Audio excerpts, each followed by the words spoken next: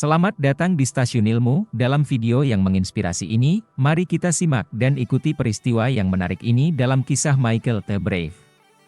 Kisah Michael the Brave adalah catatan sejarah tentang kehidupan dan pemerintahan Michael the Brave, seorang penguasa Rumania abad ke-16.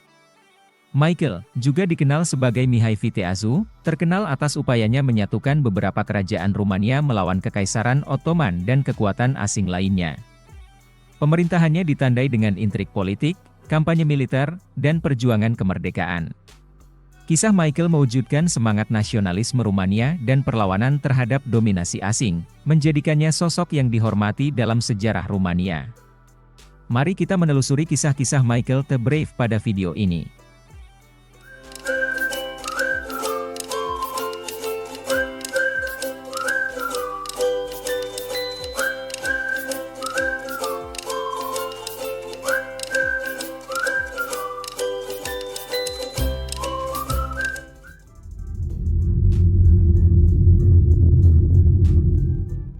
Ini adalah akhir tahun 1600. Setelah mengalahkan Iran Safavid dengan cara yang menentukan, Kekaisaran Ottoman memutar pasukannya ke Eropa. Meskipun telah ada perdamaian antara Kekaisaran Ottoman dan Austria selama hampir 30 tahun, ketegangan telah membangun di sepanjang perbatasan selama bertahun-tahun. Kedua belah pihak selalu mencari alasan untuk menyerang pihak lain, kadang-kadang dalam jumlah besar. Pada tahun 1591, pertempuran di sepanjang garis antara Bosnia dan Kroasia telah menjadi lebih buruk. Dan di musim panas 1593, semuanya datang ke kepala. Pada tanggal 29 Juli, perang dimulai. Meskipun Ottoman adalah orang-orang yang secara resmi menyatakan perang terhadap Austria, kedua kekaisaran sedang gugup untuk pertempuran sehingga mereka dapat mengambil alih lebih banyak wilayah Transdanubia dan Karpat. Selama beberapa tahun pertama perang, ada banyak pertempuran untuk menguasai istana penting di sepanjang Sungai Danube. Ottoman bertanggung jawab atas tingkat strategis, dan mereka siap menyerang Wina dari sektor Transdanubia Barat, yang mereka kendalikan dengan kuat. Tetapi serangan ditunda karena Sultan Murad III meninggal dan putranya Mehmed III mengambil tempatnya di tahta. Ini menyelamatkan kota tua Austria. Masalah lain bagi orang Ottoman adalah bahwa tekanan ekonomi yang keras dari pemerintah pusat telah membuat hal-hal tidak stabil di Karpat. Karena perang dengan Persia dan Austria sangat mahal, Kekaisaran Ottoman membutuhkan banyak uang untuk mempertahankan kekuasaannya di Timur Tengah dan Eropa. Selain itu, tentaranya perlu diperbarui agar bisa bertahan dengan kekuatan Eropa. Tapi karena sistem timar pecah, pembaruan mahal harus berasal dari dana istana. Oleh karena itu, orang-orang Ottoman di banyak bagian kekaisaran, termasuk Keuskupan Karpat, membayar pajak yang tinggi. Wallachia dan Moldavia adalah provinsi Ottoman yang ditindas selama sebagian besar abad ke-16, meskipun mereka seharusnya independen. Voivodes mereka tidak melakukan apa-apa selain mengumpulkan pajak untuk sultan. Dalam hukum Ottoman, jenis-jenis negara satelit ini disebut tanah pajak. Transilvania, di sisi lain, tidak merasakan kenaikan pajak ini begitu banyak.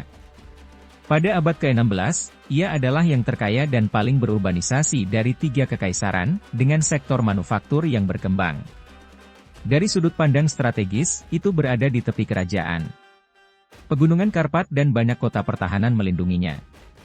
Voivodes Transilvania selalu menggunakan situasi ini sebagai chip negosiasi untuk mendapatkan pajak yang lebih rendah dan kondisi yang lebih baik di mana-mana.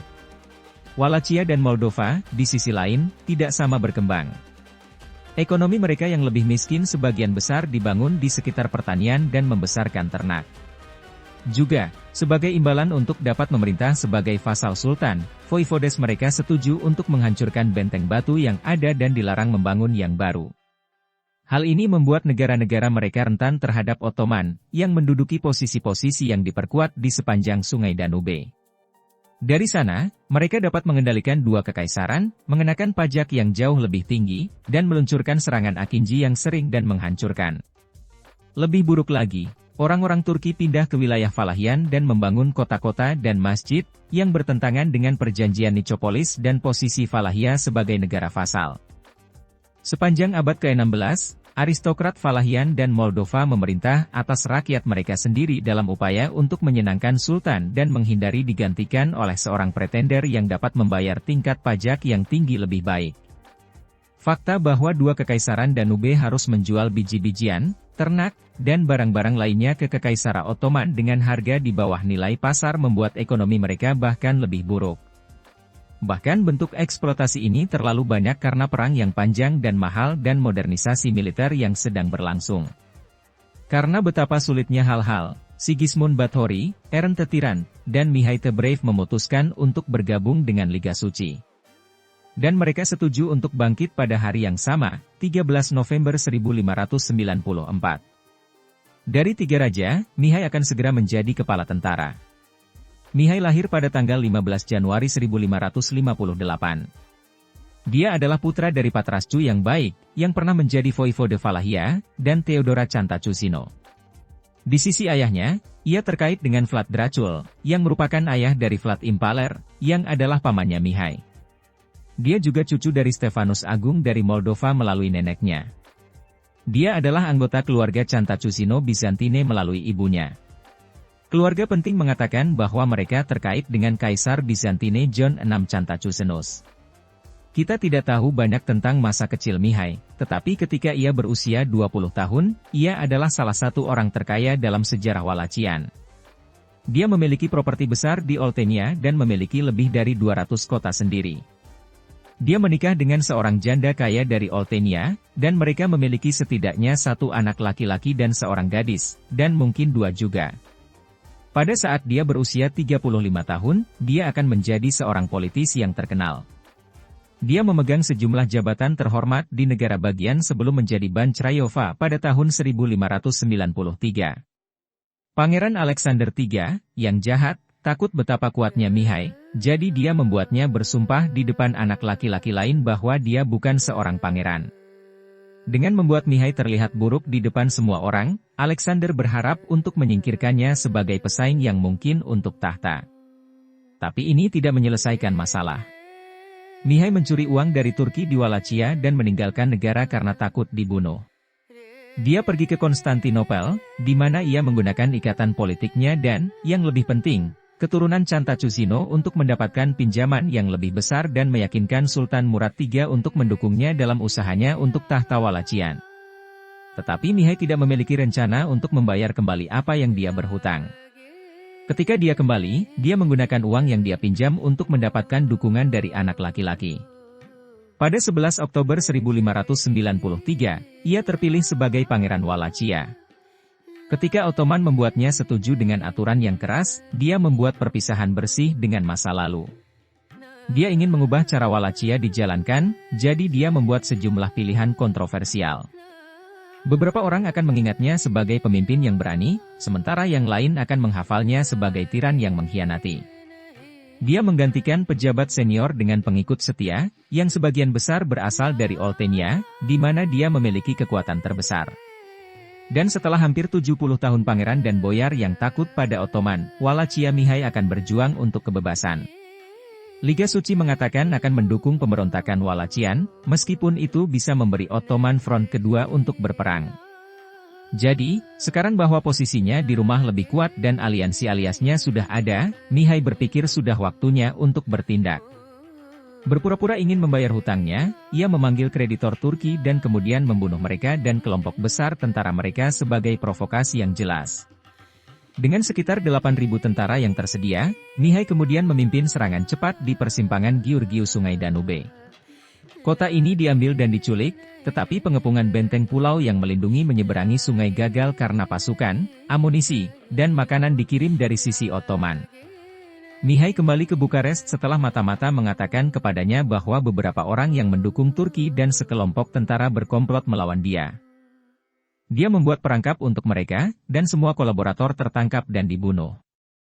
Mihai berjalan ke timur untuk menyingkirkan jembatan dan garnison Ottoman di kedua sisi sungai Danube.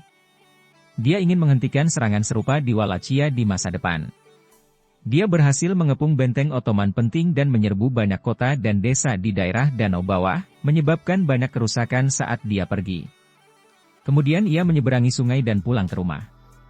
Lebih lanjut ke atas, Mihai memenangkan pertempuran lain melawan Ottoman dan mengambil kota pertahanan Silistra, yang kemudian ia membakar ke tanah bersama dengan tanah di sekitarnya. Ketika pertahanan perbatasan penting dihancurkan dengan cepat berturut-turut, itu sangat mengkhawatirkan orang-orang di Konstantinopel. Sultan mengirim Mustafa Pasha untuk memimpin tentara dari selatan. Dia juga mengirim sekelompok besar Tatar dari garis depan Hungaria untuk memasuki Wallachia dari barat. Tatar bergerak dengan cepat menuju kemana tentara Wallachian dikatakan berada. Mereka tidak tahu bahwa Mihai telah mendengar tentang rencana mereka. Dia mengirim sekelompok kecil ke barat secara diam-diam untuk membuat ambus, tetapi tampaknya seluruh pasukannya berkemah tepat di utara Giurgiu. Tatar pergi ke timur, di mana mereka berpikir mereka akan bertemu dengan Mihai. Sebaliknya, mereka berjalan langsung ke dalam perangkap sambil bergerak dalam urutan longgar, dan hampir setengah tentara mereka mati.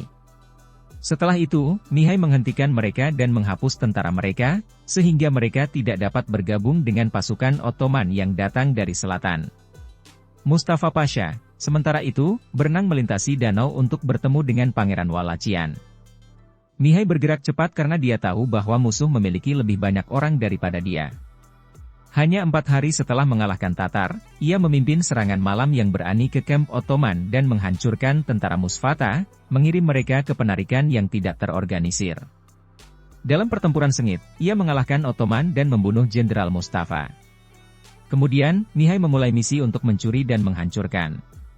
Pasukan Wallachian tidak menunjukkan belas kasihan. Mereka menyerbu beberapa kota yang diperkuat, menghancurkan banyak kota dan desa dan melukai warga sipil yang paling banyak. Hasan Pasha, jenderal Ottoman lainnya, mengambil alih tentara Mustafa saat ia melarikan diri dan menambahkan ke dalam kelompoknya sendiri.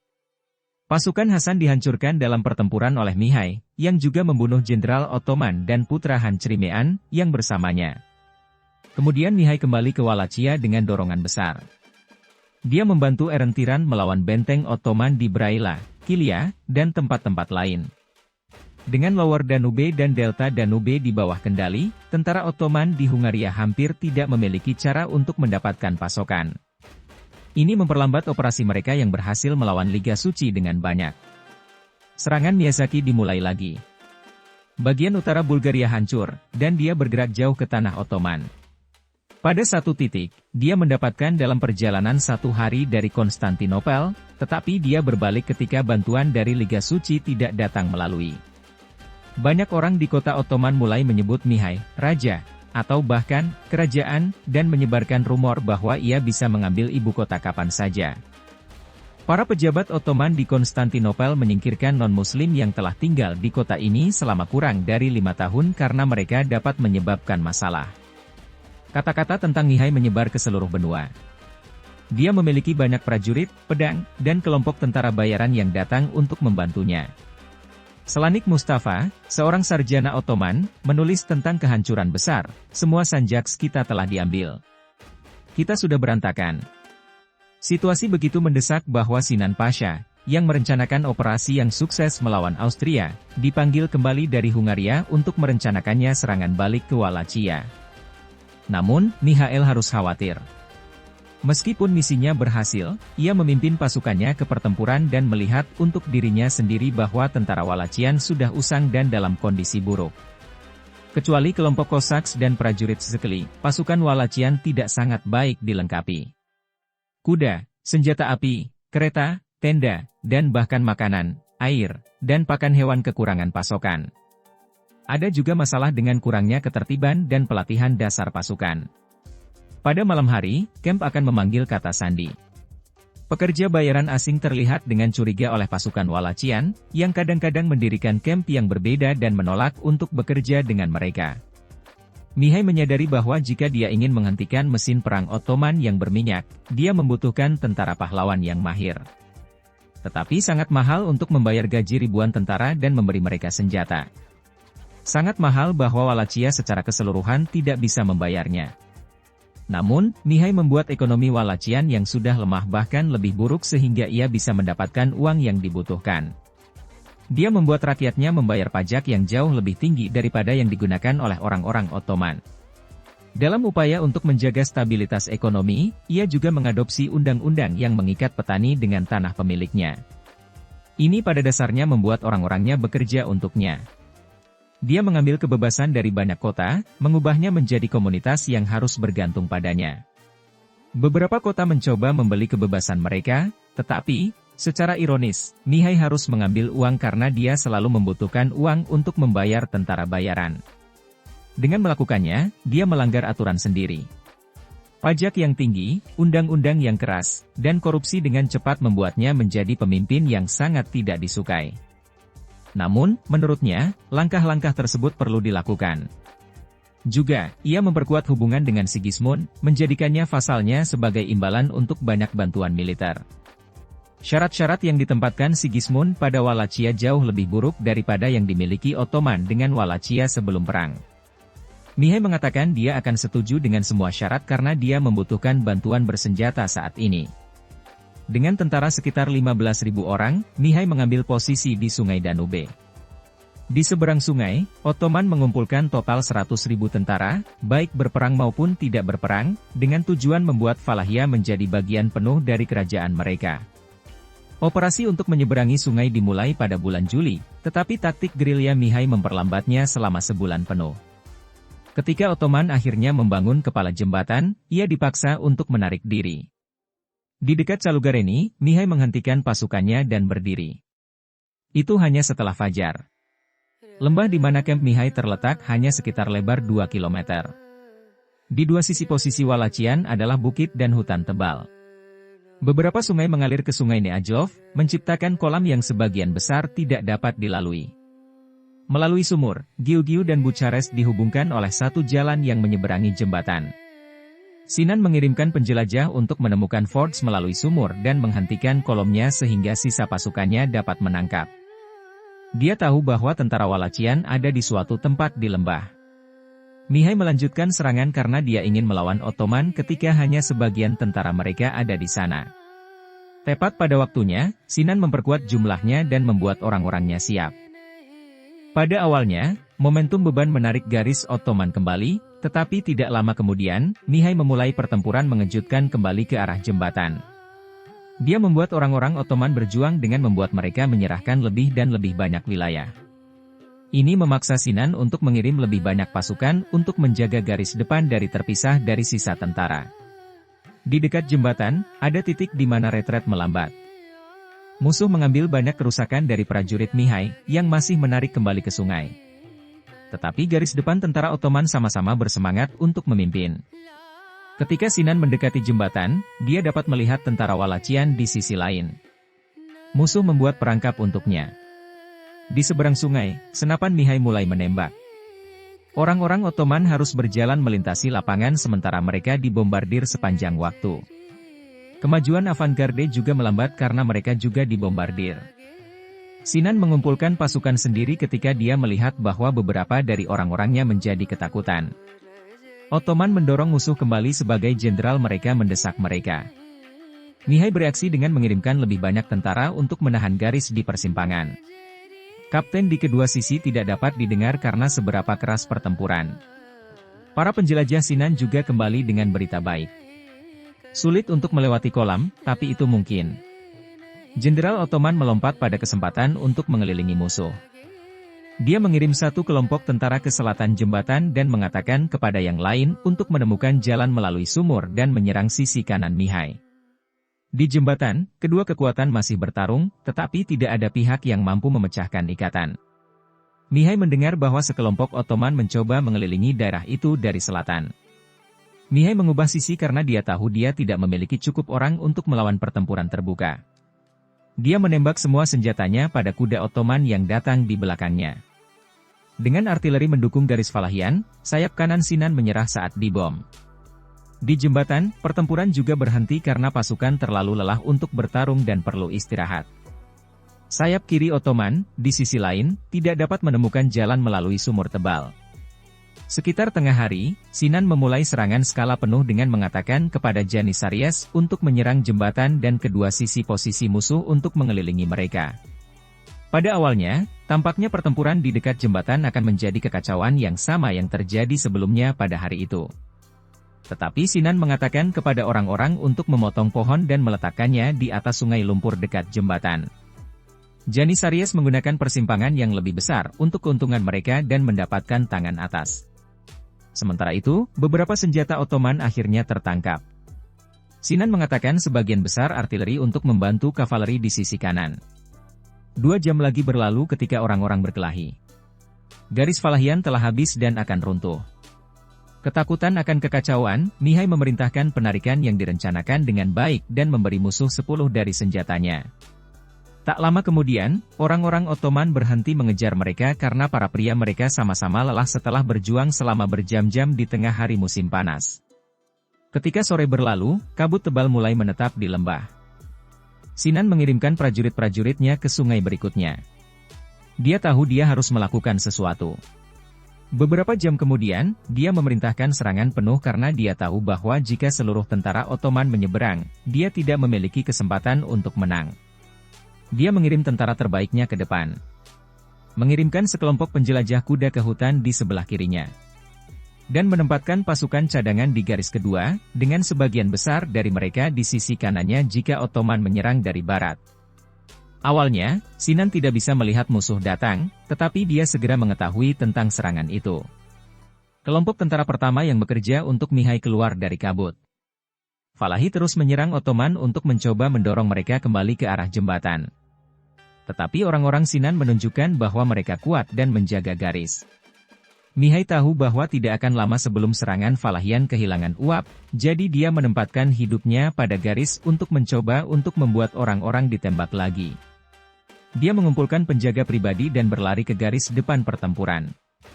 Dia melemparkan dirinya ke garis musuh dan membunuh beberapa Janisarius dalam hitungan detik.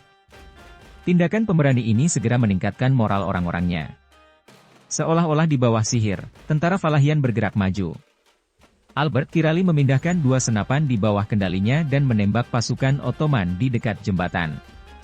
Para penjelajah Mihai akhirnya keluar dari hutan ke timur setelah melewati mereka dengan cara yang mereka ketahui dengan baik. Mereka kemudian menuduh sisi kanan musuh.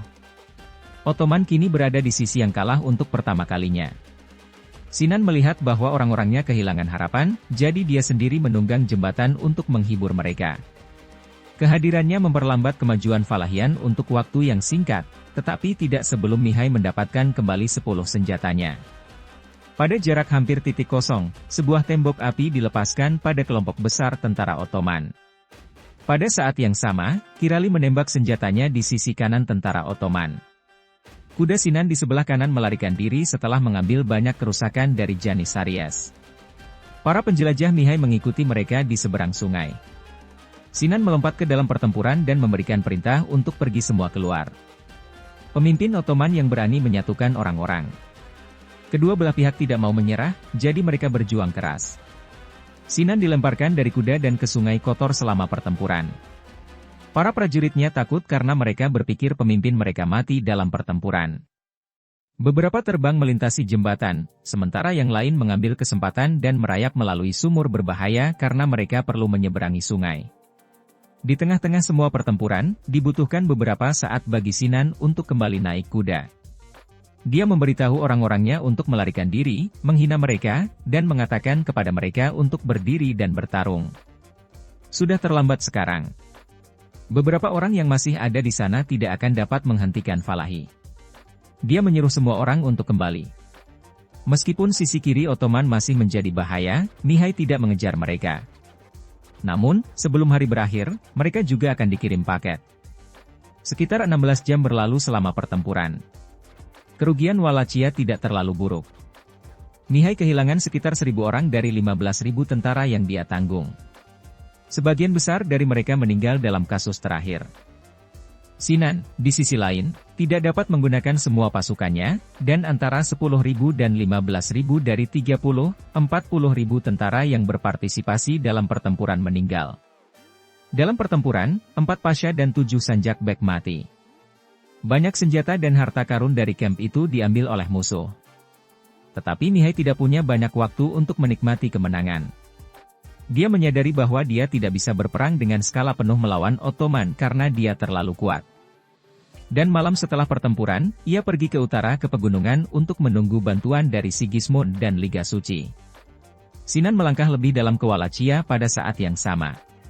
Dia mengambil alih Bukares, Targoviste, dan kota-kota besar lainnya dan mulai membentuk pemerintah Ottoman penuh, membuat Wallachia siap untuk bergabung dengan kekaisaran.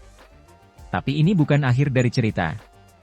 Meskipun dia memenangkan kemenangan yang menakjubkan di Calugareni, Mihai mundur ke utara karena dia lebih banyak dan tidak dapat menghentikan kemajuan Sinan Pasha. 3 hari setelah pertempuran, kedua ibu kota jatuh. Di bawah Mihai yang berani, Wallachia menempatkan banyak pertempuran, tetapi sekarang tampak seperti itu akan menjadi provinsi Ottoman. Selama ratusan tahun pemerintahan Ottoman, Wallachia tetap menjadi entitas politik dengan menjaga hubungan baik dengan Konstantinopel. Sebagian besar waktu, bangsawan Wallachian tidak bertindak terlalu agresif terhadap Kekaisaran Ottoman. Sebagian besar waktu, voivodes menerima pemerintahan sultan dan mencoba untuk bergaul dengannya dengan membayar dan merampok orang-orang penting. Tetapi voivodes Wallachian telah menunjukkan bahwa siapapun yang mencoba mengambil alih tanah mereka akan menghadapi oposisi yang kuat. Karena kekaisaran tidak memiliki sumber daya alam yang berharga seperti emas atau perak, itu lebih menguntungkan bagi Ottoman untuk menjaga Wallachia sebagai tanah pajak, daripada untuk berperang dan menduduki, yang akan menelan banyak uang. Wallachia umumnya tenang ketika tidak dikenakan pajak yang berlebihan, seperti yang terjadi pada tahun-tahun sebelum pemberontakan Mihai. Dan kebijakan pro-Ottoman adalah cara yang baik bagi bangsawan Wallachian untuk mempertahankan kekuasaan mereka dan menjaga negara tidak sepenuhnya diduduki, bahkan jika mereka diserahkan dan harus membayar pajak tinggi. Tetapi selama bertahun-tahun, beberapa voivodes Wallachian melanggar aturan dan berjuang keras untuk orang-orang mereka untuk bebas. Salah satunya adalah Mihai. Pemberontakan Wallachian yang dia pimpin menyebabkan banyak masalah bagi garis kontak Ottoman di sepanjang Danube. Hal ini membuat sulit bagi mereka untuk melawan Liga Suci di Hungaria, yang merupakan medan pertempuran utama mereka. Jadi, Konstantinopel mengambil langkah-langkah untuk memecah dan mengambil alih Wallachia untuk sepenuhnya melindungi garis Danube, yang sangat penting untuk perdagangan. Meskipun Ottoman kalah di Calugareni, mereka masih dapat mengimbangi kerugian mereka dan mulai menambahkan Wallachia ke kerajaan mereka. Pencapaian bersenjata pertama cepat karena hampir tidak ada kota yang memiliki kastil atau tembok batu. Sebagian besar negara sudah dikuasai oleh pejabat Ottoman pada akhir Agustus. Rencana Sinan untuk pendudukan jangka panjang, di sisi lain, tidak berjalan dengan baik pada bulan September. Para penyerang Akinji mencuri dari dan menghancurkan negara, yang menyebabkan perlawanan lokal yang kuat dan banyak kekacauan.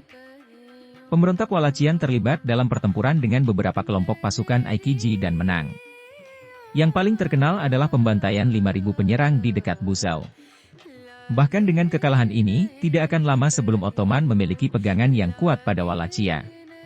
Setelah mundur ke Branpas, Mihai tahu bahwa ia membutuhkan kemenangan kedua untuk menyebabkan kerusakan yang cukup bagi Ottoman untuk menghentikan mereka menyerang Wallachia lagi dan mungkin mencoba untuk mencapai kompromi politik. Tetapi dalam beberapa minggu setelah pertempuran Calugareni, banyak petani Wallachian meninggalkan tentaranya untuk melindungi rumah mereka dari serangan oleh Akinji. Hal ini membuat peringkatnya jauh lebih lemah. Juga, fakta bahwa Bucharest dan Targoviste jatuh menunjukkan kepada bangsawan bahwa Mihai kehilangan perang. Jadi, banyak bangsawan di timur Sungai Olt tidak lagi melihat alasan untuk mengikutinya dan menarik kembali orang-orang mereka. Tapi dia masih memiliki banyak dukungan dari bangsawan di Oltenia, yang merupakan basis kekuasaannya.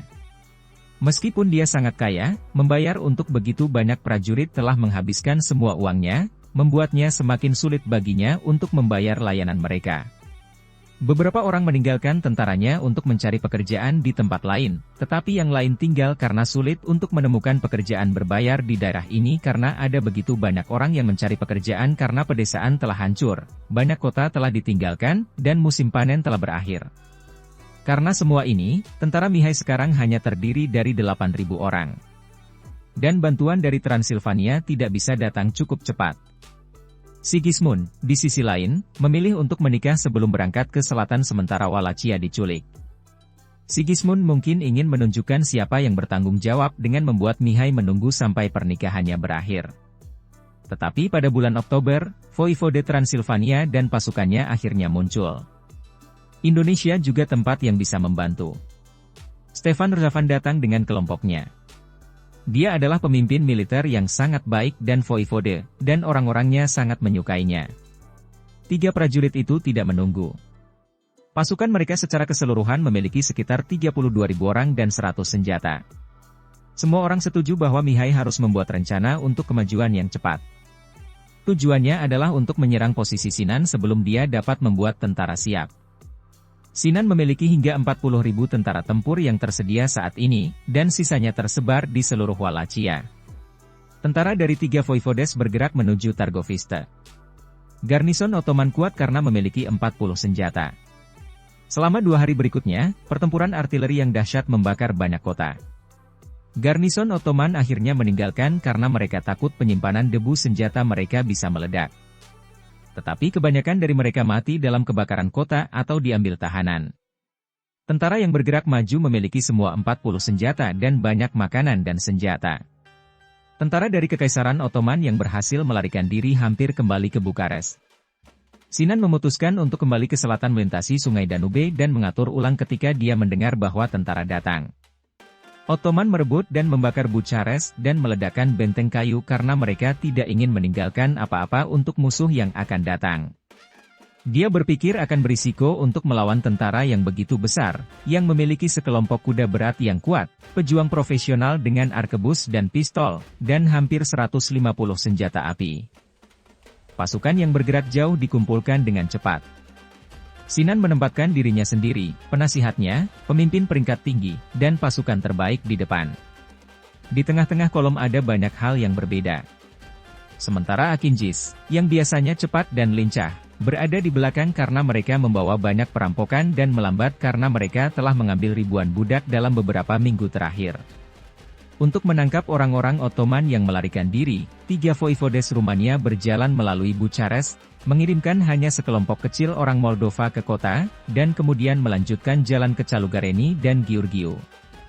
Akhirnya kedua kekuatan itu saling melihat. 3 voivodes Rumania muncul ke utara Giurgiu sementara Ottoman melintasi jembatan Pontoon di atas Sungai Danube. Mihai adalah yang pertama menyerang sebelum sisa skuad telah tiba. Dia mengambil alih ketika dia melihat bahwa Ottoman berfokus pada menyeberangi sungai dan belum menetapkan perintah pertempuran yang jelas. Dia melakukan ini dengan memimpin tuduhan itu sendiri dan mendorong orang-orangnya ke depan. Dia tidak ingin memberi musuh waktu untuk menetapkan garis pertempuran mereka. Orang-orang Ottoman mendirikan barikade yang terbuat dari barang-barang mereka yang dicuri dan kereta untuk memperlambat beban Wallachian. Pasukan Mihai berjalan di sekitar dan di atas rintangan dan bertempur dengan sayap tengah dan kanan tentara Ottoman. Pasukan Sinan di jembatan tidak dapat kembali ke pertempuran karena tidak ada ruang untuk bergerak. Mereka hanya bisa terus bergerak melintasi sungai. Sementara ini sedang berlangsung, tentara Transilvania dengan arkaobus berbaris di depan kiri Ottoman dan mulai menembak sesuai keinginan. Sebagian besar tembakan langsung membunuh mereka. Di tengah-tengahnya, hambatan Ottoman memaksa Mihai dan kuda Akinji untuk berperang keras. Namun, orang-orang Wallachian perlahan-lahan membuat jalan mereka menuju sungai. Senjata Transilvania dan Wallachian dipindahkan lebih jauh ke belakang, dan ketika mereka berada di tempat, mereka menembak tentara yang meninggalkan. Ketika Sinan dan tentara terbaiknya menyeberang ke sisi lain, api dimulai di jembatan di belakang mereka. Ketika pasukan terbakar, banyak dari mereka melompat ke sungai. Beberapa menit kemudian, jembatan yang rusak jatuh, mengambil pasukan, kuda, dan membawa hewan dengan itu. Sebagian besar dari mereka mati di aliran yang kuat dari Sungai Danube. Akinjis dan banyak orang lain sekarang dipotong dari dunia di seberang sungai. Beberapa penunggang kuda masih mencoba untuk kembali menyeberangi sungai, meskipun jembatan telah jatuh. Ini karena mereka tidak ingin menyerah pada barang-barang yang dicuri dan budak-budak yang mereka ambil, yang memperlambat mereka. Mereka sekarang diunggulkan oleh jumlah besar, dan mereka dengan cepat mulai kehilangan banyak orang. Setelah berjam-jam pertempuran, sekitar 3.000 tentara Ottoman tewas dan banyak lagi terluka. Membebaskan 6.000 budak. Sebagian besar persediaan, senjata, dan artileri, serta 150 unta, ditinggalkan. Dia mampu menang. Setelah pertempuran Giurgiu, Ottoman menyerah pada rencana mereka untuk membuat Wallachia sebagai provinsi kekaisaran mereka. Pertempuran ini juga mengubah masa depan Akinjis sebagai kelompok militer. Pada akhir abad ke-16, para kuda terkenal yang tugasnya adalah mencuri dari dan melemahkan wilayah musuh sudah dalam perjalanan mereka. Setelah pertempuran Giurgiu, operasi mereka hampir tidak ada karena perang di Eropa berubah. Tetapi penting untuk diingat bahwa pasukan Kristen menyerbu tanah Ottoman seperti yang dilakukan Akinjis selama masa damai. Kedua belah pihak melakukan serangan ini hampir setiap tahun, sehingga mereka tidak melanggar perjanjian damai. Orang-orang yang tinggal di daerah-daerah ini membenci penyerang ini karena ini. Sebagian besar pasukan Wallachian, Moldova, dan Transilvania di medan perang di Giurgiu lahir dan dibesarkan di tempat-tempat yang Akinjis telah menghancurkan. Mereka membenci mereka, jadi jelas bahwa mereka membunuh mereka semua dan menolak untuk membayar biaya.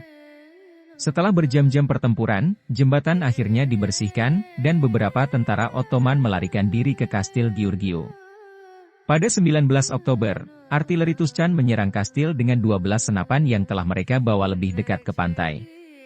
Kapal Ottoman mencoba menghentikan serangan itu, tetapi artileri dari Wallachia dan Transilvania mencegah mereka melakukannya. Pada akhirnya, 2 kapal jatuh.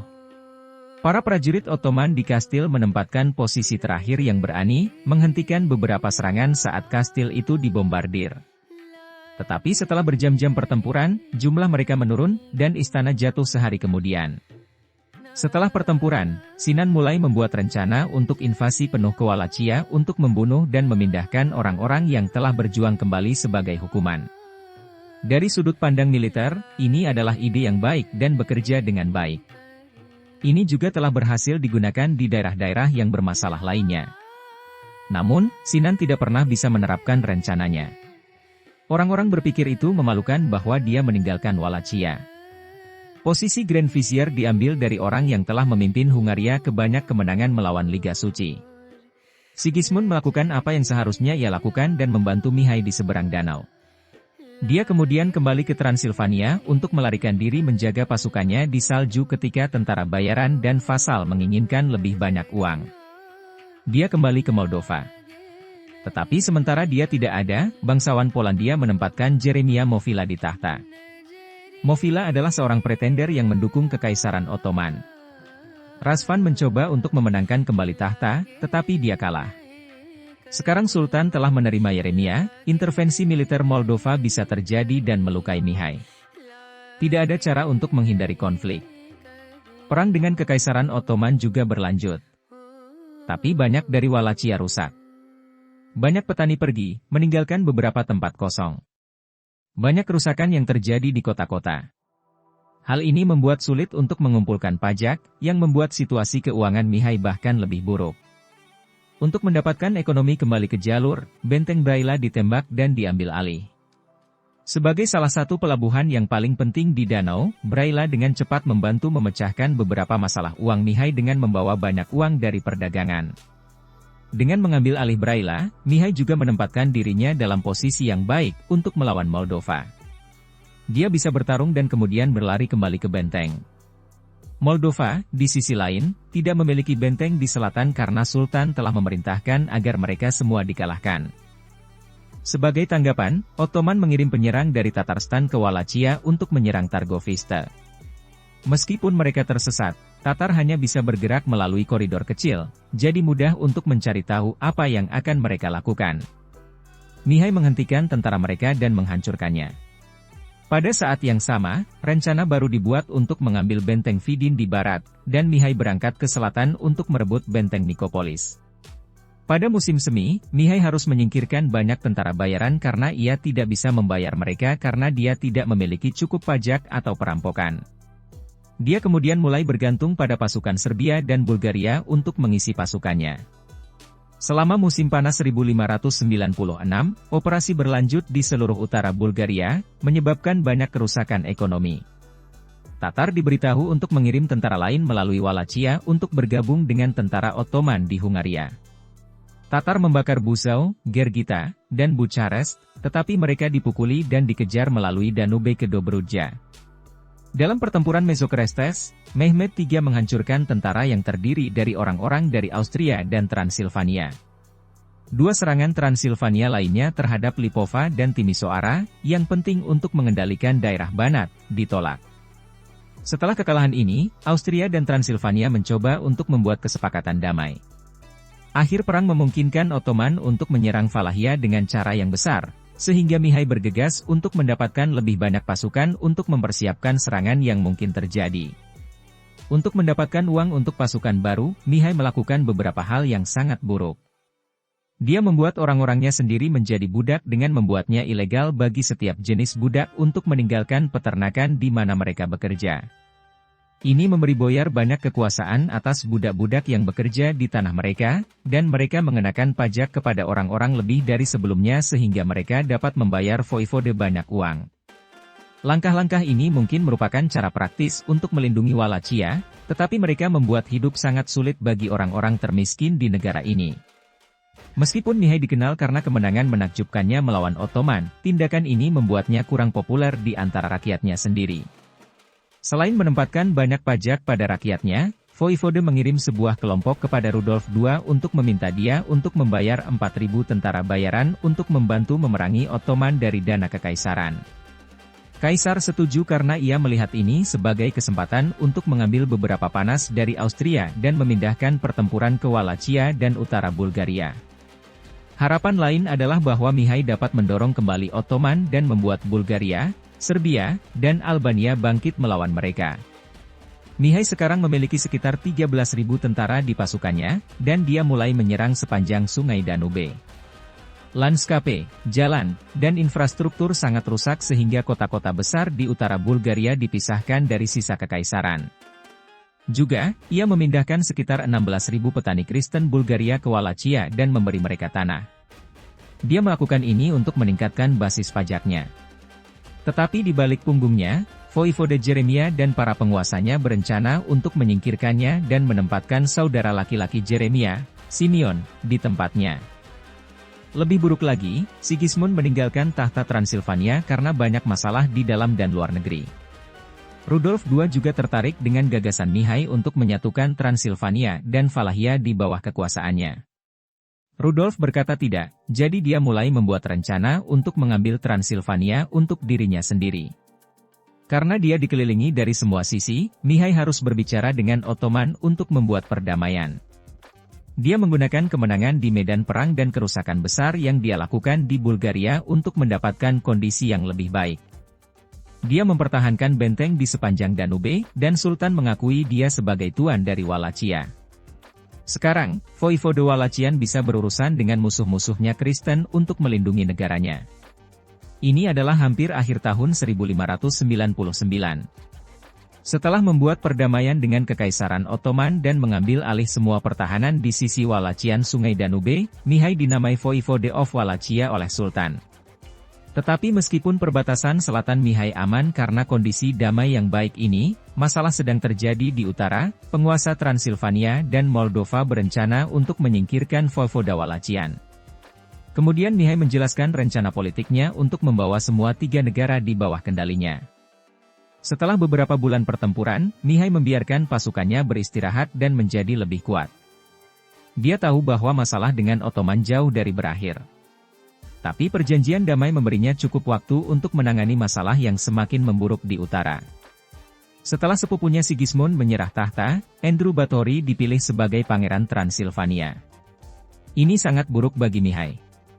Karena Polandia mendukung pangeran baru, Transilvania jatuh di bawah kendali Persemakmuran Lithuania-Polandia, yang bersahabat dengan Kekaisaran Ottoman. Andrew ingin menguasai tiga kerajaan Karpat, jadi dia membuat pernikahan antara setengah saudaranya dan putri Yeremia Movila, yang merupakan anggota partai pro-Polandia yang sudah berkuasa di Moldova. Hal ini membuat Kekaisaran menjadi subjek Polandia. Pada saat yang sama, ia juga dikuasai oleh Transilvania dan menghormati Konstantinopel.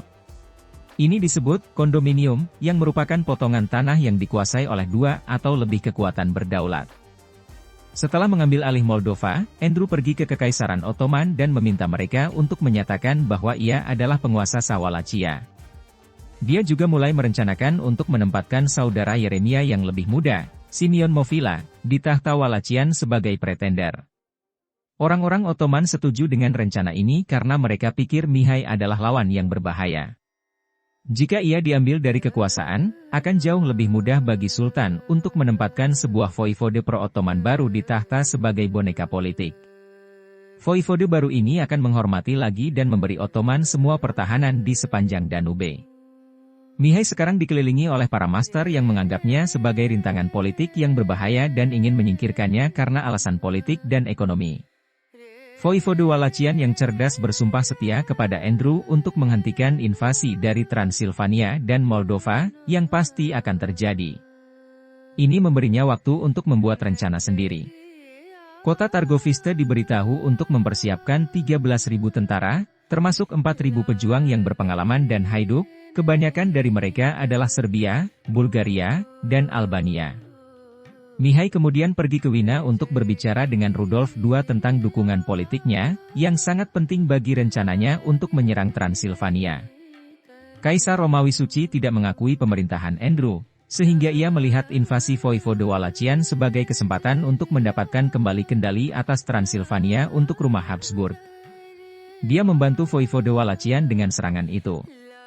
Di timur, Mihai membuat Banate Buzau dan Braila, dan mengatakan larangan untuk mengawasi garis Moldova dan melakukan sesuatu jika sesuatu terjadi di sana.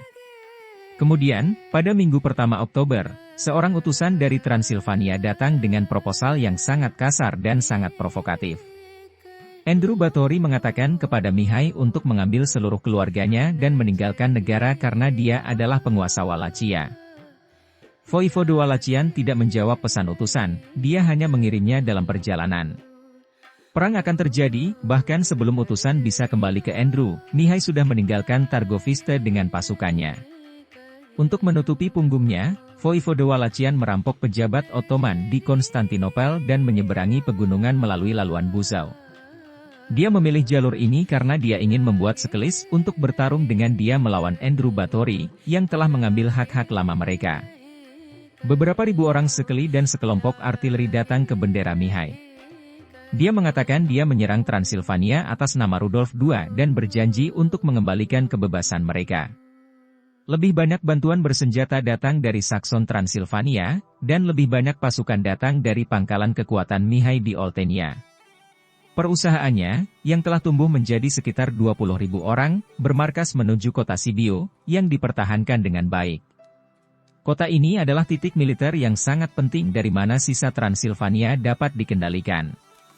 Andrew menempatkan tentara sekitar 16.000 orang di depan tembok kota dan menunggu Mihai datang. Hal ini untuk menghindari jatuh ke tangan Walachian. Pada jam-jam awal 18 Oktober, tidak ada tentara yang banyak tidur.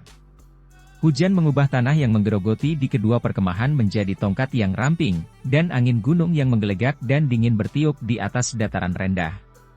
Tapi akhirnya, beberapa jam setelah fajar, cuaca buruk menyala, dan matahari pagi yang hangat mengeraskan tanah saat kedua kekuatan bersatu satu sama lain di selatan Sibiu, dekat desa Shelimbar.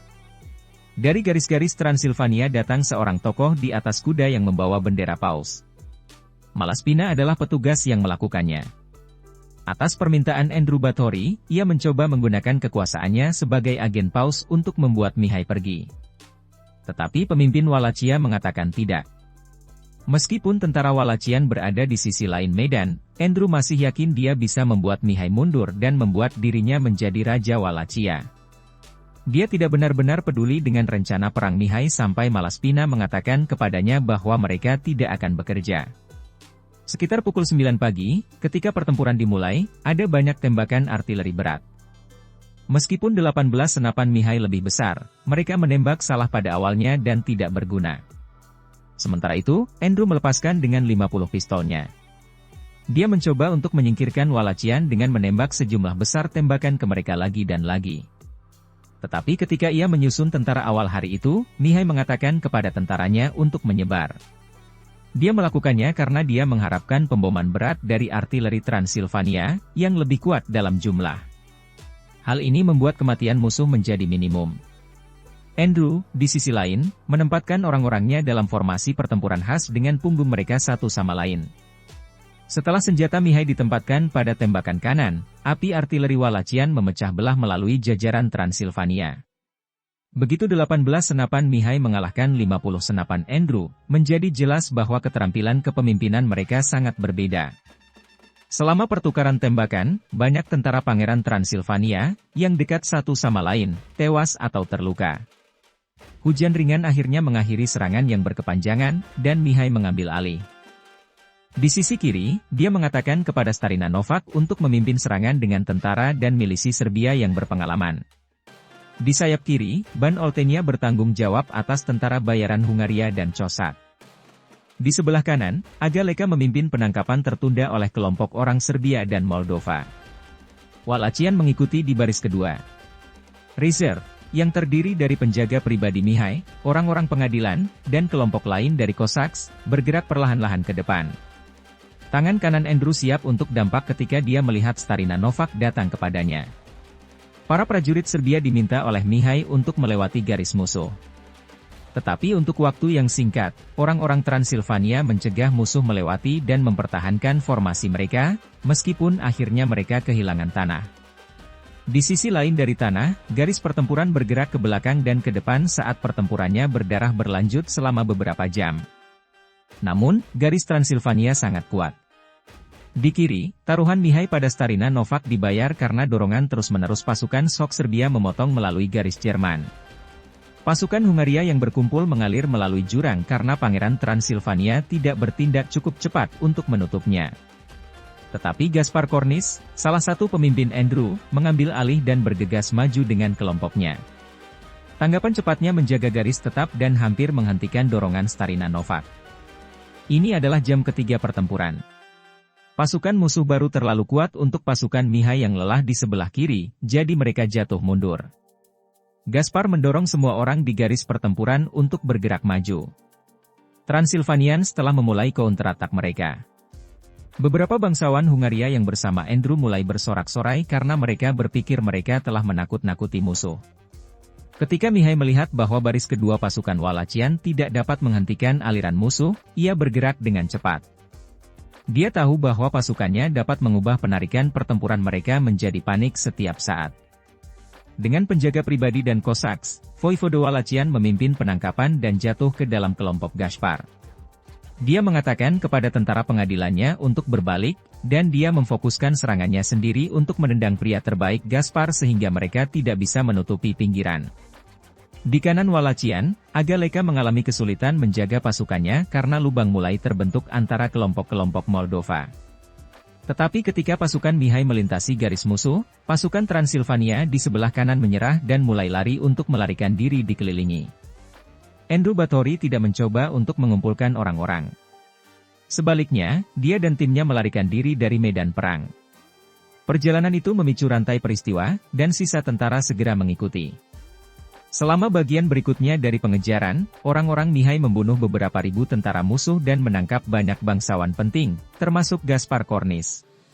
Kota Transilvania mendengar tentang kerugian dengan cepat.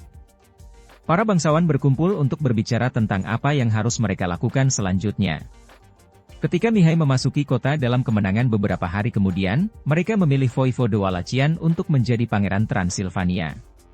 2 hari kemudian, Master baru mengumpulkan Diet Transilvania dan menuntut bahwa tanah harus bersumpah setia kepada Kaisar Rudolf, kemudian kepada dirinya sendiri, dan akhirnya kepada putranya.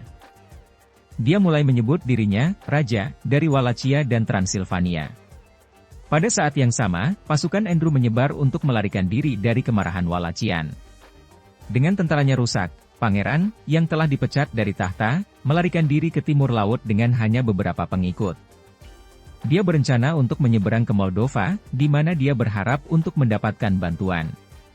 Tetapi ketika ia melewati sebuah jalur di pegunungan Karpat, petani sekeli melihatnya dan membunuhnya dalam perangkap. Mihai tahu bahwa kematian Andrew tiba-tiba adalah yang terbaik, karena jika dia telah melakukannya di atas pegunungan, Moldova dan Polandia akan membantu dia mencoba untuk mengambil kembali tahta Transilvania. Dan Mihai tahu bahwa rencana diplomatik dan militer Yeremia masih akan menjadi ancaman nyata bagi pemerintahannya selama Polandia mendukung mereka. Mihai merencanakan serangan karena dia tidak melihat cara lain untuk menyingkirkan Voivoda Moldova.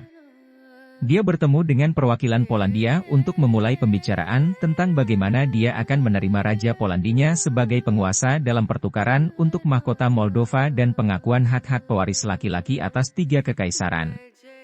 Meskipun negosiasi tidak berhasil, pada 14 April 1600, orang-orangnya memasuki Moldova bagaimanapun. Karena Yeremia sepenuhnya terjebak dari penjaga, dia tidak menempatkan banyak pertempuran melawan invasi. Sebelum dia bahkan mencoba untuk memulai pertempuran, dia dan pengikutnya melarikan diri ke utara. Karena Ottoman tidak mengizinkan orang-orang untuk membangun pertahanan, Moldova tidak memiliki kastil yang dapat memperlambat tentara yang menyerang. Satu-satunya adalah benteng Hotin di utara. Tetapi pemerintahan Yeremia runtuh dengan cepat karena tentara Moldova tidak bahagia, dan banyak prajuritnya hanya meninggalkan dia. 3 minggu kemudian, Mihai menemukannya di Hotin. Movila, keluarganya, dan beberapa boyar berlindung di istana. Tentara Moldova di kastil berhenti dan bergabung dengan Mihai, seperti kebanyakan tentara lain di negara itu. Tinggal dengan hanya satu penjaga Polandia kecil, Yeremia meluncur dari Hotin di tengah malam pada 11 Juni. Karena Mihai suka berperang, Wallachia, Transilvania, dan Moldova bersatu untuk pertama kalinya di bawah Master Rumania. Namun, dinasti baru yang memerintah kerajaan baru ini yang berpotensi kuat telah mengganggu keseimbangan kekuasaan di wilayah ini. Negara-negara tetangga pasti akan terlibat, dan Mihai akan segera menghadapi tugas besar dalam mencoba untuk menjaga kerajaan mudanya bersama. Ini adalah pagi yang hangat di bulan September. Di Miraslav, ada banyak aktivitas saat pasukan Mihai bertengkar dan berdagang makanan di pasar. Tetapi kesibukan berhenti ketika penjelajah melaporkan bahwa tentara yang lebih besar dan lebih baik bersenjata hanya beberapa kilometer ke timur. Raja baru dari Wallachia, Transilvania, dan Moldova berdiri kuat di atas bukit tepat di luar kota saat pasukannya memasuki tempatnya. Hasil kerajaannya akan tergantung pada pertempuran yang akan terjadi. Dengan pertama-tama melindungi Wallachia dari Ottoman dan kemudian menambahkan Transilvania dan Moldova ke kerajaan barunya, Mihai menunjukkan bahwa ia adalah seorang jenderal yang cerdas yang tahu semua yang ada untuk diketahui tentang pertempuran abad ke-16. Dia tahu bagaimana menggunakan kecepatan, flanking, dan memukul formasi musuh dari kedua sisi untuk keuntungannya. Dia juga tahu bagaimana memanfaatkan lahan. Negara yang dimulai oleh Mihai belum memiliki rencana nasional, dan itu tidak didasarkan pada satu kelompok orang. Dengan menyatukan Wallachia, Transilvania, dan Moldova, ia mungkin ingin mendirikan monarki Wallachian baru dengan dirinya sebagai raja dan dinastinya, bangsawan Wallachi dari pangkalan kekuasaannya di Oltenia, dan klerik ortodoks Wallachi sebagai elit yang berkuasa. Meskipun tidak jelas apa nama kerajaan baru ini, jelas bahwa itu adalah rencana oleh elit Wallachian untuk mendapatkan lebih banyak kendali atas kekaisaran terdekat. Tapi segera, rencana besar Mihai dihadapkan dengan ancaman dari luar dan dari dalam. Dari luar, penggabungan Mihai melukai kepentingan 3 kekuatan besar yang dekat. Monarki Habsburg ingin mengendalikan sumber daya Transilvania dan ekonomi yang kuat. Persemakmuran Polandia-Lituania menginginkan Moldova sebagai negara buffer.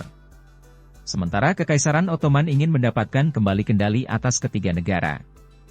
Hal ini membuat sangat mungkin bahwa negara-negara lain akan mencoba mengambil alih kerajaan Mihai. Hal ini diperburuk oleh fakta bahwa Wallachia dan Moldova hampir tidak memiliki benteng atau bangunan karena Ottoman telah melarang mereka untuk melemahkan penguasa mereka.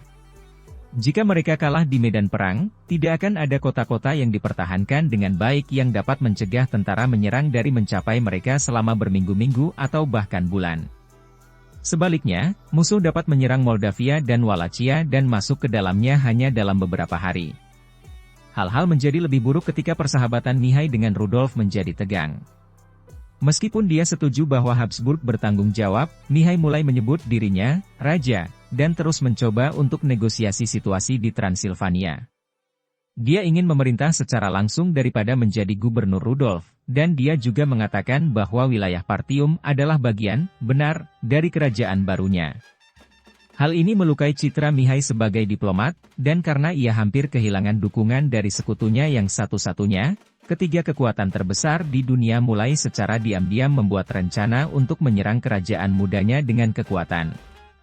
Mihai tahu bahwa jika ia dapat menstabilkan negara dengan menyatukan elit Transilvania dan Moldova, monarki akan memiliki banyak sumber daya ekonomi dan militer dan bisa menjadi pemain baru yang kuat di daerah, mampu menahan serangan dari Austria, Polandia, dan Kekaisaran Ottoman.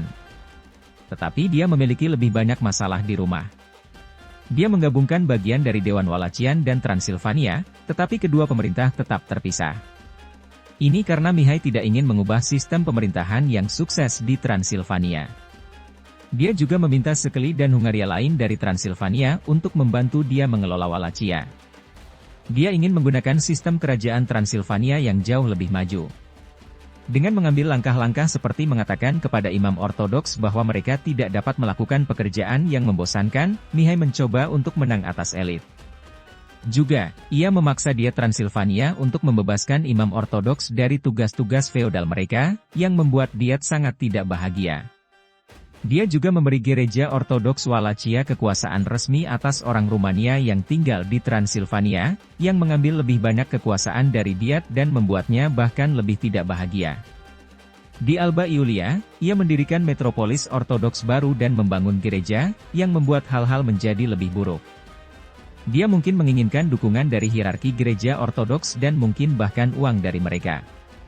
Tetapi dia tidak pernah mencoba untuk memperbaiki kehidupan orang-orang Rumania di Transilvania, yang sebagian besar adalah petani dan banyak dari mereka adalah pelayan, karena lebih baik bagi keuangan negara untuk menjaga hal-hal seperti itu.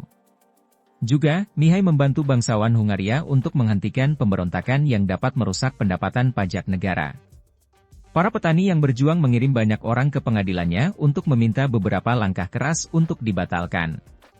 Namun, pajak masih meningkat lebih dari 500% hampir sepanjang malam, dari tetap 3 florin per keluarga sebelum pemerintahan menjadi 16 florin, ditambah mereka harus mengirimkan makanan ke militer. Ketika mereka tidak bisa membayar, banyak petani putus asa bergabung dengan tentara Mihai sebagai tentara bayaran atau hanya meninggalkan tanah tuan mereka. Ini membuat bangsawan Hungaria marah karena mereka kehilangan banyak uang pajak. Sementara itu, Sekelis mendapatkan hak mereka kembali, tetapi penduduk kota Sakson tidak suka dipaksa untuk memberikan tuan mereka pinjaman uang besar. Hal-hal jauh lebih buruk di Moldova, di mana tuan dan petani semakin marah karena beberapa tentara bayaran Mihai mencuri dari tanah tanpa tertangkap. Setelah Transilvania dan Moldova diambil alih, tentara bayaran Mihai sekali lagi menjadi terlalu mahal untuk bertahan karena tidak ada lagi pertempuran militer yang dapat membawa ke dalam perampokan yang diperlukan untuk membayar pasukan. Meskipun ada cukup orang di kerajaan untuk membuat tentara 60.000 orang, Mihai hanya bisa mengumpulkan sekitar 15.000 tentara karena ekonomi dan sistem pajak sangat bergetar pada hari-hari awal pemerintahan. Jadi, untuk menjaga negara aman, dia harus mempekerjakan banyak tentara bayaran yang tidak bisa dia bayar lagi. Dia mencoba untuk memecahkan masalah dengan memberikan para pemimpin pahlawan yang dekat dengannya beberapa kastil yang telah ia ambil dari Transilvania dan posisi politik penting sebagai pembayaran karena tidak dapat membayar mereka dan tentara mereka. Sebagian besar pemimpin-pemimpin ini dan pasukan mereka berasal dari Serbia, Bulgaria, dan Albania. Mereka bertindak sebagai penguasa perang bayaran terhadap beberapa bangsawan dan petani setempat. Di bawah pemerintahan lokal mereka, ada banyak korupsi dan pemerasan, yang menanam benih oposisi di seluruh Transilvania dan Moldova. Dengan bantuan dari pasukan Habsburg, dipimpin oleh Jenderal Italia Giorgio Basta, aristokrasi Hungaria mencoba untuk menggulingkan Mihai. Tentara pemberontak berjalan menuju kota Transilvania, tetapi segera dihentikan.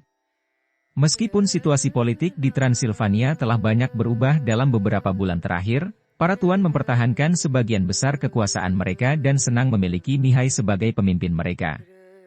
Tetapi yang memulai pemberontakan adalah laporan bahwa Mihai akan menyingkirkan status bangsawan Transilvania dan memberikan tanah mereka kepada bangsawan Walachian. Karena laporan ini, tidak ada cara untuk bernegosiasi, dan Mihai hanya berdiri di sana dan menonton ketika kolom musuh bergerak ke lembah utara Sungai Mures. Para bangsawan Hungaria dari Transilvania, pasukan Austria dan Sakson, Ksatria Flemish, dan kelompok Walloons, musketer Perancis, artileri, dan tentara bayaran membantu Jenderal Basta memimpin pasukan kekaisaran. Basta bertanggung jawab atas sekitar 20.000 tentara, yang memberinya keunggulan besar dalam hal angka dan elemen kejutan. Karena pemberontakan datang dari mana-mana, Mihai tidak mempunyai cukup waktu untuk mengumpulkan pasukannya. Sebagian besar prajuritnya datang terlambat untuk pertempuran. Hanya Starina Novak dan sekelompok kecil kuda Serbianya, serta kelompok Cossacks dan Sekelis, yang muncul tepat waktu. Dengan hanya 12.000 tentara dan tanpa unit terbaiknya, Mihai tahu bahwa kualitas pasukannya lebih rendah dari yang di bawah komando Basta.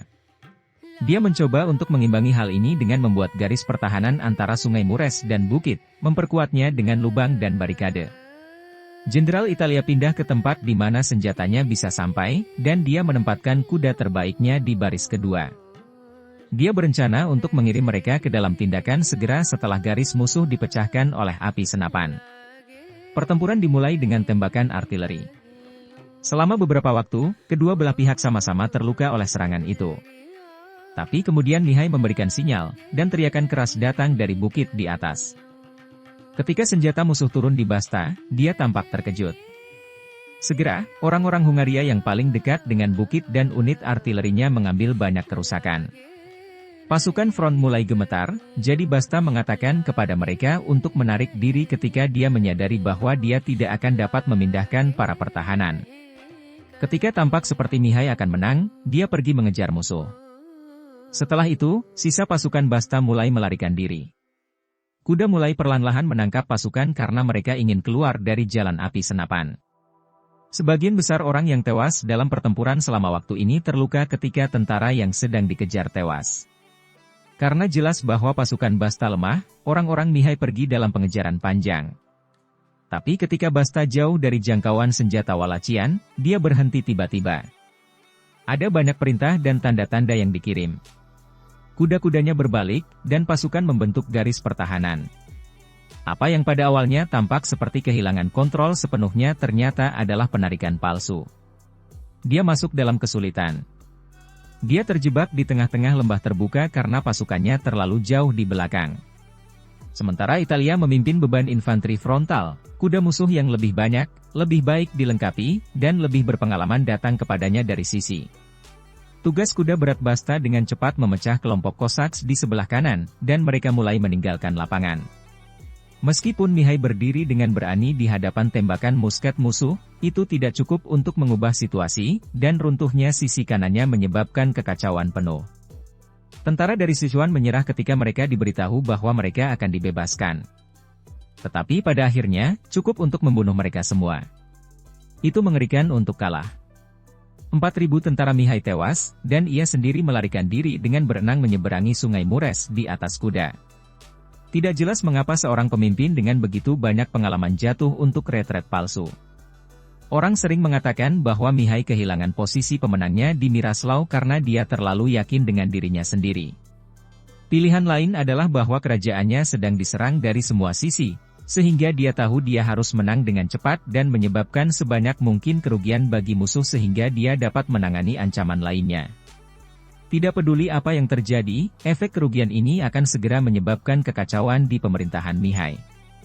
Tetapi meskipun ia harus kembali ke hutan, Walachian yang cerdas akan bertarung lagi.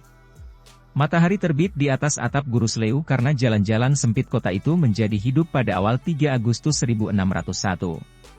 Para tukang-tukang membuka toko-toko mereka untuk suara lonceng gereja, jeritan kota membuat pengumuman publik di lapangan kota, pedagang memanggil barang-barang mereka di pasar lokal, dan bau kaki domba panas dan tulang rusuk sapi mengalir di jalan utama dari bangku makanan cepat saji.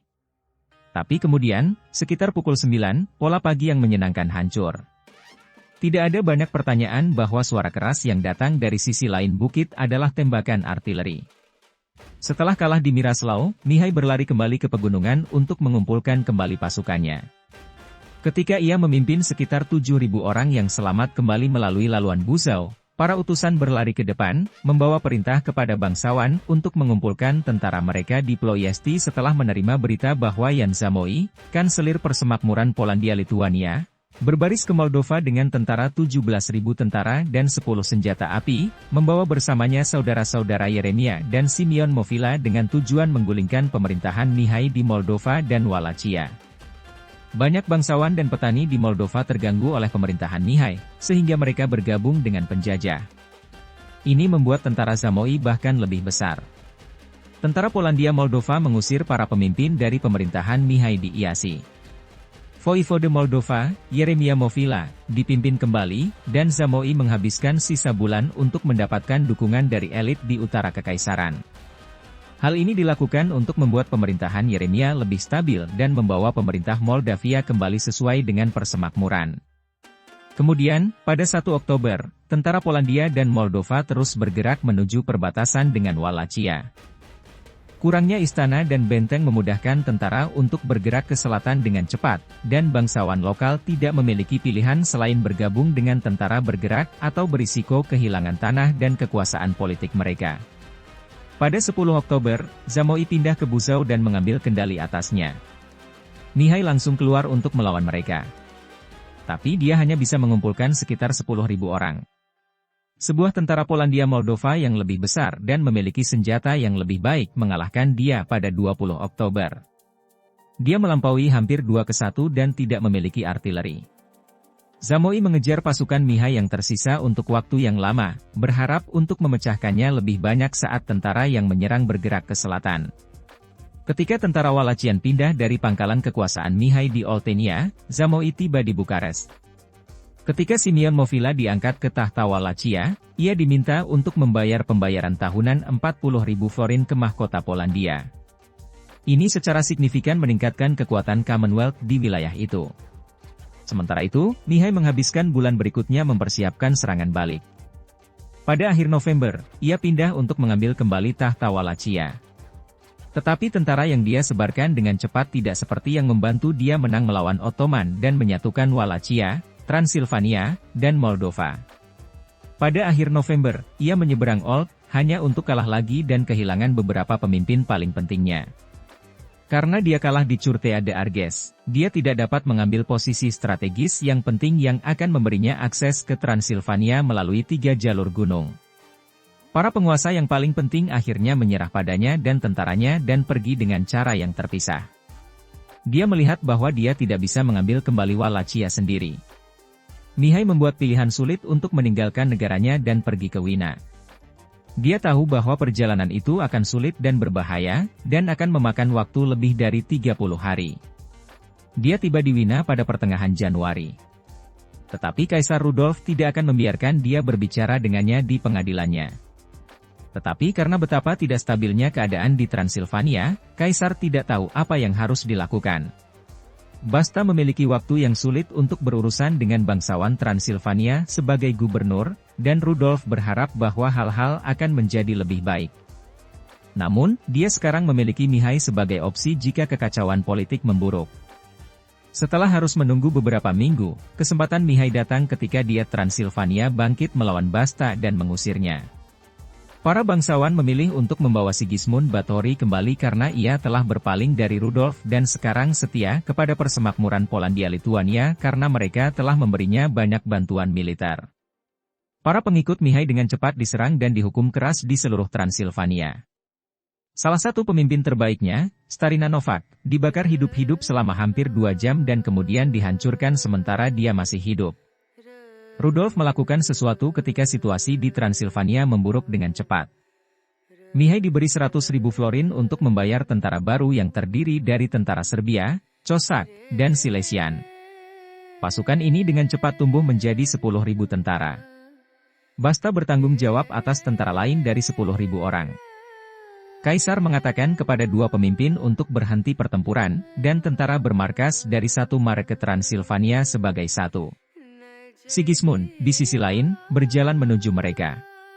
Beberapa laporan mengatakan bahwa tentara pangeran terdiri dari sekitar 40.000 bangsawan Hungaria, Moldova, Cossacks, dan tentara Polandia. Ukuran tentara tidak sepenuhnya diketahui. Kedua pasukan bertemu pada 3 Agustus di kota Gurusleu. Sigismund Báthory benar merasa percaya diri ketika dia melihat tentara menyebar ke seluruh lembah. Basta bertanggung jawab atas sekitar 5.000 kuda dan 5.000 pejuang, dan Mihai bertanggung jawab untuk sekitar 4.000 kuda, 6.000 pejuang. Bersama-sama, tentara mereka sekitar 20.000, yang termasuk sekelompok artileri, tidak terlihat seperti bisa mengalahkan tentara yang dipimpin oleh Pangeran Transilvania. Kemudian Sigismund menggelengkan tangannya dan mengatakan kepada 40.000 orangnya untuk bergerak maju.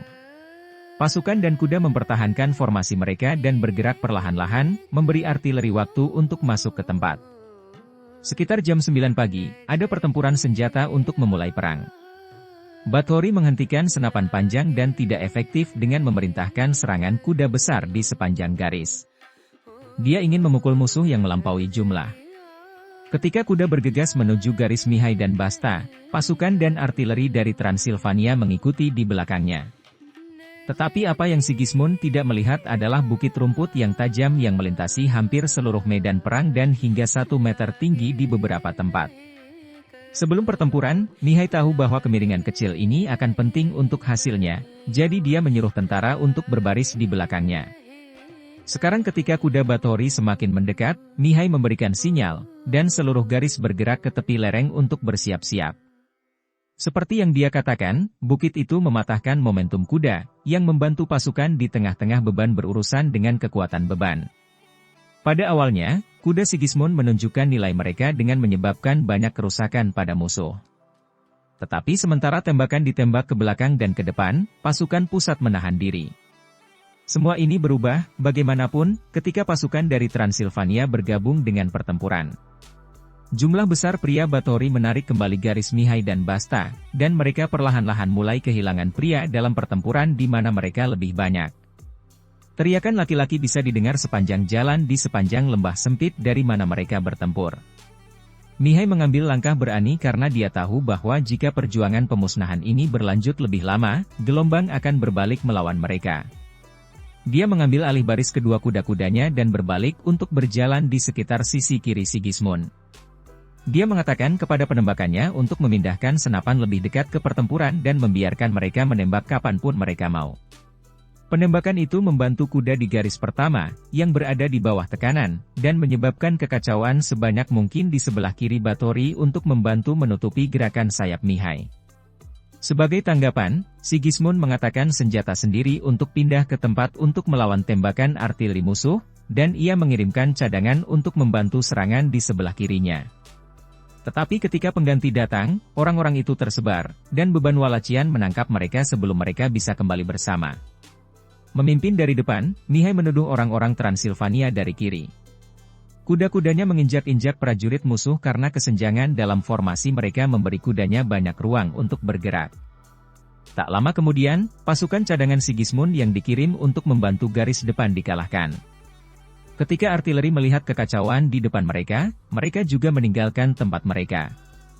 Ketika kuda Walachian memukul kembali pasukan Báthory di depan, jelas bahwa tuduhan Mihai akan menentukan pertempuran karena pasukan Transilvania yang dikelilingi oleh pasukan Walachian mulai berlari untuk hidup mereka. Sigismund Báthory harus meninggalkan medan perang karena ia telah kehilangan sekitar 10.000 orang dan semua pistolnya telah diambil. Mihai melangkah maju sementara tentara Sigismund terpecah. Ketika ia tiba di Cluj, ia meletakkan bendera untuk menghormati kaptennya, Starina Novak, yang dibunuh oleh bangsawan Hungaria. Kaisar Rudolf mengatakan kepada Mihai untuk terus pergi ke Wallachia dan mengambil kembali tahta. Ini lebih mudah karena sekutu-sekutunya, yang dipimpin oleh keluarga Băsescu yang selalu setia, sudah menyingkirkan Simeon Movila dan mengatakan kepada Mihai bahwa mereka menunggunya di Targoviste. Tetapi Mihai ingin berpisah dari Basta dan menjadikan Alba Iulia rumah pangerannya, yang bertentangan dengan apa yang diinginkan Kaisar Rudolf. Jelas bahwa Habsburg tidak bisa membiarkan Mihai memerintah atas kerajaan yang mungkin kuat, jadi Kaisar membuat rencana untuk membunuhnya. Rudolf meminta Basta untuk mengirimkan orang-orangnya ke kamp Mihai pada pagi hari 9 Agustus 1601. Cukup lakukan ini. Ketika dia mencoba untuk melawan kembali, Halberts memukulnya, dan kepalanya dipotong. Mayatnya ditinggalkan di ladang untuk sementara waktu, tetapi para pengikutnya dapat membawa kepalanya kembali ke Wallachia. Mereka membawanya ke biara di bukit yang menghadap ke kota tua Targoviste, di mana ia masih berada hari ini. Kehilangan Mihai adalah kurang dari 1 militer dan lebih dari 1 politik. Dia mencoba untuk membuat Transilvania dan Moldova mengikuti aturan Partai Walachianya daripada yang sudah ditetapkan oleh bangsawan lokal. Ini membawa dia ke dalam banyak masalah dan menyebabkan kemunduran. Pada akhirnya, dia tampaknya telah memikirkan hal-hal terlalu banyak dari sudut pandang militer, menggunakan pasukannya untuk memenuhi kebutuhan pemerintahannya. Juga, tekanan eksternal terlalu banyak, dan rencana Mihai untuk membuat monarki yang kuat adalah masalah bagi tiga kekuatan besar. Untuk Austria dan Polandia, jauh lebih baik dari sudut pandang strategis untuk menjaga Wallachia dan Moldova sebagai negara buffer yang lemah dengan voivodes yang dapat ditukar. Ini karena voivodes mudah untuk menghormati dan membantu menyerap setiap serangan Kekaisaran Ottoman. Ini juga adalah masalah status bagi kekuatan-kekuatan ini untuk memerintah atas tiga kekaisaran dan tidak berada pada tingkat yang sama dengan pemimpin yang kuat seperti Mihai the Brave, yang memerintah kerajaan yang kuat. Tetapi waktu singkat yang dia habiskan untuk menyatukan Wallachia, Transilvania, dan Moldova meletakkan dasar untuk karakter nasional Rumania.